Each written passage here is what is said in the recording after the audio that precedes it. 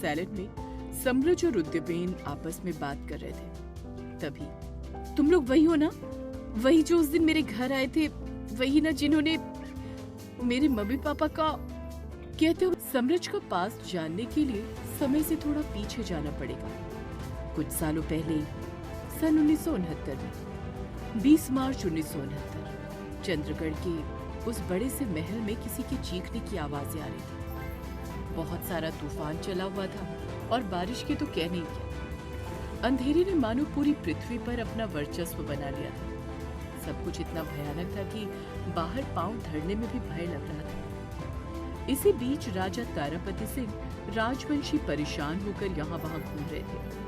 उनकी नजर सीढ़ियों के ठीक ऊपर बार बार उठ जाती, जहाँ इस समय उनकी पत्नी महारानी सत्या प्रसव पीड़ा से कराह रही थी। तारापति बार बार घड़ी की तरफ देखते और फिर दरवाजे की तरफ, लेकिन हर बार निराशा ही मिलती। इसी बीच अचानक से सीढ़ियों से भागते हुए एक लड़की नीचे आई, जिसने हाथ में लालटेन पकड़ रखी थी।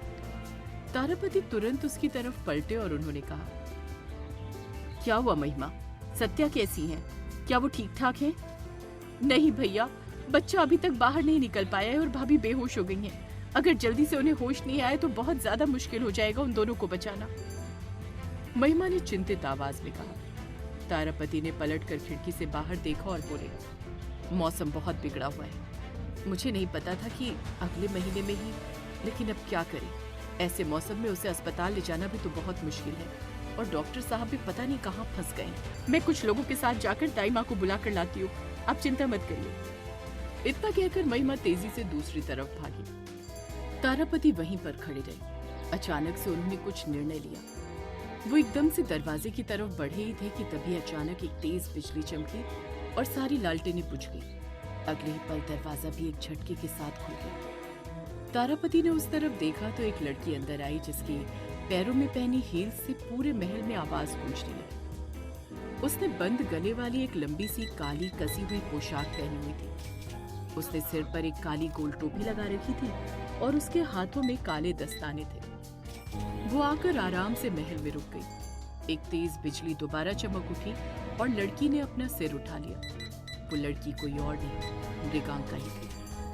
तारापति ने उसके हाथ में पहने हुए उसकी तलवार के डिजाइन वाले कड़े को देखा तो वो लड़खड़ा गए और बोले, तुम यहाँ कैसे? मृगांका ने कोई जवाब नहीं दिया।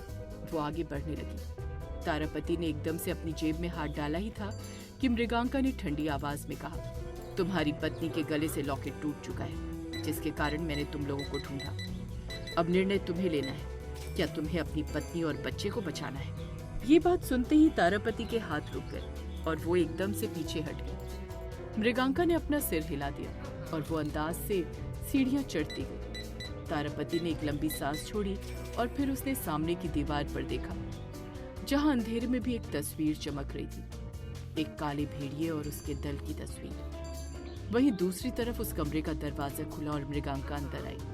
उसने सामने देखा तो पलंग पर एक महिला बेहोश पड़ी थी और उसकी टांगों के नीचे से खून निकल रहा था। मृगांका की नजरों के सामने वो नजारा घूम गया जब महल में उसने रक्त संहार किया था और वो गर्भवती महिला। मृगांका ने अपने सिर को झटका दिया। वो आगे बढ़ गई और उसने जाकर उस महिला के माथे पर हाथ रखते हुए हल्के से कहा, महारानी सत्या। सत्या की आंखें झटके से खुल गई। उसने तुरंत पलट कर देखा और उसकी आंखें बड़ी हो गई। उसने लगभग कांपते हुए कहा, नहीं, मेरा बच्चा नहीं। मैं यहाँ तुम्हारे बच्चे को मारने नहीं बल्कि बचाने आई। उसकी सांसें अभी भी चल रही हैं, इसलिए चुपचाप मेरी बात माने। मृगांका ने कहा तो सत्या चुप हो गई। इसी बीच महिमा भी भागते हुए आ गई थी। मृगांका ने उसकी तरफ देखा और बिना किसी भाव के कहा, गर्म पानी तैयार रखो। महिमा के चेहरे पर डर साफ झलक रहा था, लेकिन फिर भी उसने हाँ में सिर हिलाया और काम करने लगी। इसी बीच मृगांका ने महिमा के पेट पर हाथ रखा और बोली, थोड़ी ताकत लगानी पड़ेगी। तुम्हें अगर अपने बच्चे को बचाना है तो कोशिश करो। सत्या ने अपना सिर हिला दिया और वो कोशिश करने लगी, लेकिन प्रसव पीड़ा बढ़ती ही जा रही थी। अचानक से मृगांका ने उसकी तरफ अपना हाथ बढ़ा दिया। सत्या ने उसका हाथ पकड़ लिया और जल्द ही उसके नाखून मृगांका के हाथ में चुभने लगे थे। पर प्रयास और ममता की पराकाष्ठा ने अपना प्रभाव दिखाया और बच्चे की किलकारियां गूंज उठी थी। सत्या बिस्तर पर गिर गई और वहीं महिमा ने मृगांका की तरफ देखा। मृगांका ने लापरवाही से कहा, ना मैं बच्चे को पहले देख सकती हूँ और ना ही उसे छू सकती हूँ, मुझ पर मृत्यु का साया है। इतना कहकर वो दोबारा दरवाजे की तरफ बढ़ गई कि तभी सत्या की कमजोर सी आवाज आई, आज से हमारे बच्चे वो लॉकेट नहीं पहनेंगे। मृगांका ने कुछ नहीं कहा और आराम से बाहर चली गई। जाते जाते उसने सत्या के मुंह से नवजात बच्चे का नाम सुना, शेखर, मेरा बेटा। जैसे ही वो बाहर निकली वो ठिठक गई। उसने पलट कर देखा तो बाहर दीवार से मृत्यु खड़ा था। उसके हाथ में एक पानी की बोतल थी। वो हल्के से मुस्कुरा दिया और बोला, तुमने अच्छा काम किया, बहुत जल्दी इस परिवार में वो भी वापस आएगा। इतना कहकर उसने पानी की बोतल मृगांका की तरफ उछाल दी। मृगांका ने उसे हवा में ही पकड़ लिया और उसे खोलने लगी तो मृत्यु ने कहा, तुम उसे बचाने के लिए बहुत मेहनत कर रही हो। किसने कहा ये उसको बचाने के लिए? मैं ये सब इसलिए कर रही हूँ ताकि उसे दोबारा अपने हाथों से मार सके। इतना कहकर मृगांका ने बोतल को मुंह से लगा लिया। मृत्यु हल्के से हंस पड़ा और बोला, तुम्हें पता है ना कि इसीलिए मुझे तुमसे सबसे ज्यादा प्यार है। मृगांका ने उसे घूर कर देखा और कहा, भाड़ में जाओ। मृत्यु की भवें उठ गई। वो बोले, मैं मृत्यु देव हूँ मृगांका, अगर तुम भूल गई हो तो मैं याद दिला दूं, तुम मुझसे ऐसे बात नहीं कर सकती हो। मृगांका के चेहरे पर एक तिरछी मुस्कान आ गई। वो मुस्कुराते हुए बोली, अगर करूंगी तो क्या कर लोगे? मृत्यु दोगे? पिछले 800 सालों से तो दे नहीं पाए, अब तो मुझे तुम्हारा अस्तित्व भी बेकार लगने लगा। बड़े आए मृत्यु देव कहीं के। इतना कहकर वो पलटी और सीढ़ियों से नीचे उतर गई। वहीं मृत्यु खिलखिलाकर हंस पड़ा और बोला, कब समझोगी तुम मृगांका, आखिर कब समझोगी तुम? राजा तारापति और रानी सत्या के पुत्र शेखर के जन्म के लगभग 35 साल बाद 6 अगस्त सन 2004 में एक 6 साल का बच्चा कूदता फांदता हुआ जंगल से सीधा एक बड़े से फार्म हाउस की तरफ जा रहा था। उसके हाथ में एक बॉल थी और वो पूरा कीचड़ से रंगा पड़ा था। फार्म हाउस का गेट उसने खोला और फिर वो चिल्ला उठा, मम्मी, पापा। कोई आवाज नहीं आई। बच्चा सीधा दरवाजा खोलकर अंदर चला गया, जिसके ऊपर एक तख्ती लगी हुई थी, अनु सिंह राजवंशी एंड शेखर सिंह राजवंशी। जैसे ही बच्चे ने दरवाजा बंद किया, वो तख्ती नीचे जा गिरी। इसी बीच बच्चा अंदर जाकर रुक गया था। अंदर खून ही खून बिखरा हुआ था और उसकी माँ अनु एक तरफ मृत गिरी पड़ी थी। उसके पापा शेखर खून से लथपथ हुए अपने घुटनों के बल गिरे हुए थे। उनके सामने एक काले रंग की शर्ट, एक काले रंग की पैंट पहने हुए एक लड़की खड़ी थी, जिसके हाथ अजीब से थे, मानो हाथ ना होकर वो किसी जानवर के पंजे हो। उस लड़की ने पलटकर बच्चे की तरफ देखा। बच्चे ने ध्यान से देखा तो उस लड़की के पंजे ही खून से रंगे थे। वो उस बच्चे की तरफ बढ़ी कि तभी अचानक से शेखर ने उसकी टांग पकड़ ली और लगभग गिड़गिड़ाते हुए बोला, मेरा बेटा। मृगांका प्लीज, मेरा बेटा नहीं। मृगांका ने एक लंबी सांस छोड़ी और बोली, चिंता मत करो, वो यहाँ से जिंदा निकलेगा। उसकी बात सुनकर शेखर ने गहरी सांसें भरी और फिर उसने मृगांका को छोड़ दिया। मृगांका ने उस बच्चे के पास जाकर उसकी आंखों पर अपना हाथ रखना चाहा तो आंखें बंद होने से पहले बच्चे ने अपने पापा की तरफ देखा। उसने अपने पापा के चेहरे पर मुस्कान देखी और बगल में एक तख्ती पड़ी थी, जिसके ऊपर एक बहुत सुंदर से शब्दों में उसका नाम लिखा हुआ था, सम्रज सिंह राजवंशी। सम्रज ने जो कुछ भी देखा उसे थोड़ा बहुत याद था। कुछ चीजों को इंसान कभी नहीं भूल सकता। उसे किसी का चेहरा तो याद नहीं था, पर उस दिन, उस समय और उन लोगों को वो कभी नहीं भूल सकता था, जिस दिन उसके माता पिता की बेरहमी से हत्या कर दी गई थी। वहीं दूसरी तरफ मृगांका को समझना मुश्किल था। कभी जिसने सम्रज के पिता शेखर सिंह राजवंशी की जान बचाई थी, 35 सालों बाद उसी मृगांका ने उसी शेखर के साथ वो सब क्यों किया था? सम्रज और उद्यमेन आपस में बात कर रहे थे, तभी अचानक उसे लगा कि ये वही लोग थे जिन्होंने शायद उसके माता पिता को।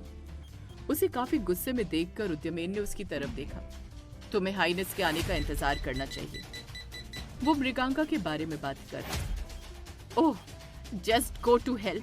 जस्ट बिकॉज मेरा लॉकेट मेरे पास नहीं है, दैट डजंट मीन कि तुम लोग मेरा कुछ बिगाड़ सकते हो। कहते हुए सम्रज अपने ऊपर डाली गई रजाई उठाकर उठ खड़ा हुआ। उसने अभी के लिए गहरे गुलाबी रंग का फर वाला हुड और साथ में नीले रंग का फर वाला लोअर पहन रखा था। Shit, what the hell is this? अचानक ही उसके मुंह से निकला। अपने कपड़े देखकर समरज बेचारा सुन्न पड़ गया था। मैं अपने कपड़े किसी के साथ शेयर नहीं करता और आरटीआई के कपड़े तुम्हें फिट नहीं आते, इसीलिए हाइनेस के कपड़े मैंने तुम्हें पहना दिए। वो वैसे भी इन्हें डोनेट करने वाली थी। कहते हुए उद्यमेन का चेहरा सपाट था। वो आगे बोला, हालांकि ये ब्रांडेड कपड़े हैं। You guys are crazy! कहते हुए समरज एकदम से दरवाजे की तरफ बढ़ा। तुम कहाँ जा रहे हो? उद्यमेन ने पूछा। I am going back to my home. Samraj ने इतना कहकर दरवाजा खोल दिया और वो आगे बढ़ा, लेकिन तभी रुक गया। उसने पलटकर उद्यमेन की तरफ देखा और कहा, तुम मुझे रोकोगे नहीं? बिल्कुल भी नहीं, क्योंकि मुझे पता है कि तुम इस पहाड़ी से अकेले नहीं जा सकते हो। उद्यमेन ने आराम से कहा। समरज ने गुस्से में आकर कहा, You just wait and watch. I am going back. उद्यमेन ने अपना हाथ हिला दिया तो समरज ने दरवाजा उसके मुंह पर बंद कर दिया और गैलरी में आगे बढ़ गया। उस मेंशन का हॉल एकदम से आलीशान था। बड़ी और बहुत लंबी चौड़ी लकड़ी की बनी सीढ़ियां हॉल में आकर खत्म होती थी, जिन पर लाल रंग का कारपेट बिछा हुआ था। पूरे घर में लाल और सुनहरे रंग के वेलवेट के पर्दे लगाए गए थे। उस हॉल में एक बड़ा सा वेलवेट का सोफा रखा गया था और उसके ठीक सामने एक बहुत ही खूबसूरत मेज थी, जिसके कांच के अंदर एक जंगल की जीती जागती सी तस्वीर बनाई गई थी। ऐसा लग रहा था मानो सच में उसमें झरना बह रहा हो। लकड़ी की दीवारों पर महंगी पेंटिंग्स लगाई गई थी और एक तरफ अलमारी में बहुत खूबसूरत से कांच के बनाए गए शो पीस रखे गए थे। समरज उस हॉल में आकर रुक गया। उसका मुंह पूरा खुल गया था। हालांकि उसने इसे मेंशन की बस तस्वीरें भर देखी थी, लेकिन उसको नहीं पता था कि ये अंदर से इतना खूबसूरत हो सकता है। समरज ने फिर अचानक से अपना सिर हिला दिया और खुद में बड़बड़ाया, get it together Samraj, you need to go back. ये लोग तेरा कुछ नहीं बिगाड़ सकते हैं। इतना कहकर वो जाने लगा कि तभी अचानक से रुक गया। उसने पलटकर दूसरी तरफ देखा तो उसकी आंखें सिकुड़ गईं। वो उस पेंटिंग के सामने जाकर रुक गया। वो एक बड़े से सफेद कपड़े पर बनाई गई किसी लड़की की पेंटिंग थी और उसके रंग यहाँ वहाँ बिखर गए थे। हालांकि वो पेंटिंग लगता था कि बहुत ज्यादा पुरानी थी, क्योंकि उसमें लड़की का चेहरा बिल्कुल भी साफ नजर नहीं आ रहा था, लेकिन उसका सुनहरा लॉकेट बिल्कुल साफ नजर आ रहा था। उस लॉकेट में 3 चांद बने हुए थे। सबसे बीच में पूरा खिला चांद बना हुआ था, जबकि उसके बाईं तरफ बढ़ता हुआ अर्धचंद्र था और दाईं तरफ घटता हुआ अर्धचंद्र। उस लॉकेट की चेन के बीच में दाईं तरफ एक बड़ा सा खूबसूरत सितारा भी बना हुआ था। पेंटिंग के ठीक नीचे बहुत खूबसूरत सी देवनागरी लिपि में लिखा गया था, वात्सल्य। समरज ने एक गहरी सांस छोड़ी। वो मन ही मन सोचने लगा, इतना अजीब क्यों लग रहा है इसको देखकर। ये पेंटिंग सच में बहुत अजीब है और ये मेंशन भी।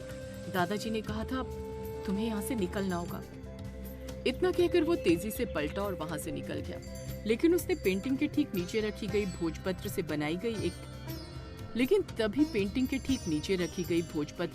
गई एक किताब के पन्ने फड़फड़ाने लगे और अचानक से उसमें से एक पन्ना खुल गया, जिस पर देवनागरी में कुछ शब्द लिखे हुए थे।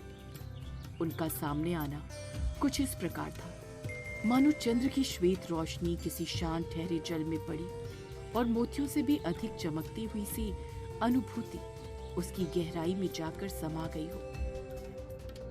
सेलिन मेंशन का वो सुनहरे 3 चांद वाले लॉकेट का क्या राज है? क्या समरज सच में सेलिन से भाग पाएगा? भोजपत्र की किताब में लिखे वो शब्द क्या मतलब रखते थे? जानने के लिए सुनिए इस कहानी का अगला एपिसोड सिर्फ प्रतिलिपि FM पर।